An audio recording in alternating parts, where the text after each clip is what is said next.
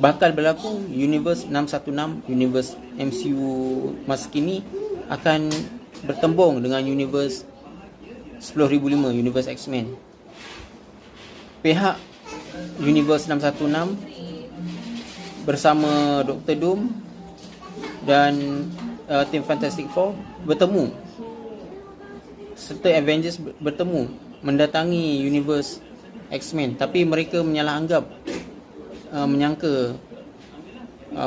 pihak Avengers dan sekutu sebenarnya hendak melenyapkan Universe X-Men.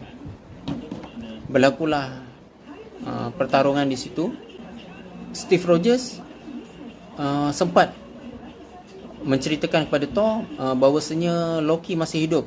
Loki dari satu timeline berbeza masih hidup dan menjaga multiverse, dan memberitahu bahawa Steve punya cara untuk berhubung dengan Loki.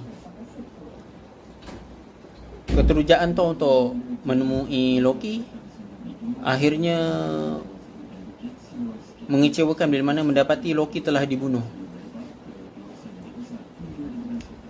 Mereka mengesyaki semua ni angkara Dr. Doom yang sebenarnya hanyalah memanipulasi semua karakter yang ada agar berantakan, agar incursion berlaku, dan dia ingin menjadi penguasa seterusnya.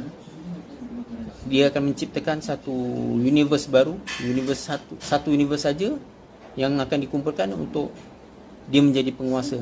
Semua adiwira marah, lalu datang ke Latveria. Sebelumnya Steve dijadikan tebusan di Latveria. Para Avengers, mutant yang ada, hero-hero yang tersisa bertempur dengan Doombot, tentera Doom.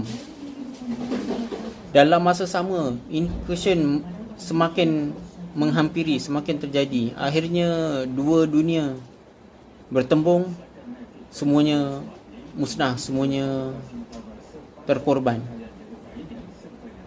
Doom menang dan berjaya mencipta satu dunia baru yang para fan gelarkan sebagai Battle World.